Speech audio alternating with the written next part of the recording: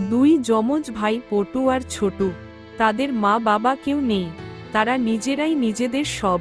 তারা তিলের লাড্ডু বানিয়ে বিক্রি করে গ্রামে গ্রামে, কিন্তু অনেক দিন হয়ে গেল তাদের বিক্রি একদম হচ্ছে না, সব নষ্ট হচ্ছে।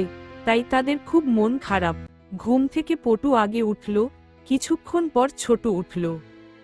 জানিস আমার খুব মন খারাপ, রোজ যাচ্ছি অথচ কিছু বিক্রি হচ্ছে না। সে তো আমারও মন খারাপ, কি করবি বল? কাজ ছেড়ে দিলে আবার কি কাজ করব, আজ বেরোই চল না, কি হয় দেখি, আশা ছাড়লে হবে না। তারপর দুইজন দুই গ্রামে বেরিয়ে পড়ল লাড্ডু খেতে নিয়ে। খুব মিষ্টি, পটু মুখে দিলেই হাঁটছিল, মিলিয়ে যাবে। তখনই একটি লাড্ডু ছেলে নেবে, ডাকল। লাড্ডু একটা 7 দুটো 10। কত করে খেতে খুব দিচ্ছ মিষ্টি, লাড্ডু? মুখে দিলেই কত মিলিয়ে করে যাবে। দিচ্ছ লাড্ডু? একটা 7 দুটো 10।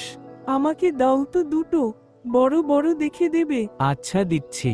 পটুর কাছে একটা মেয়ে ছুটে ছুটে এসে লাড্ডু কত করে জিজ্ঞেস করল, আর কিনে নিয়ে খেতে খেতে গেল।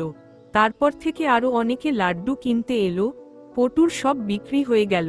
লাড্ডু ওদিকে নেবে, ছোটুর লাড্ডু কাছেও একটা একটা 7 লোক দুটো এলো, 10। জিজ্ঞেস মুখে করল, কত দিলেই করে মিলিয়ে যাবে, লাড্ডু? খেতে খুব আমাকে মিষ্টি। দাও তো একটা। একটা 7 দুটো 10। আচ্ছা দিচ্ছি। এ দৌড়ে এলো, কত করে জিজ্ঞেস করল। ছোটুরও সবাই কিনতে এলো, সব বিক্রি হয়ে গেল। এরপর বাড়ি ফিরে দুজন খুব খুশি। ছোটু বলল, দেখলি বলেছিলাম না, হাল ছাড়লে হবে না, কষ্ট করলে একদিন না একদিন কাজে লাগবে। হ্যাঁ রে, তাই তো দেখছি বেশি আজকে ঘুরতেও হলো না, প্রথমেই সব বিক্রি হয়ে গেল। তারপর দুজনে খুব খুশি হয়ে গেল এবং ঠিক করলো কালকে ওই একই গ্রামে যাবে বিক্রি করতে।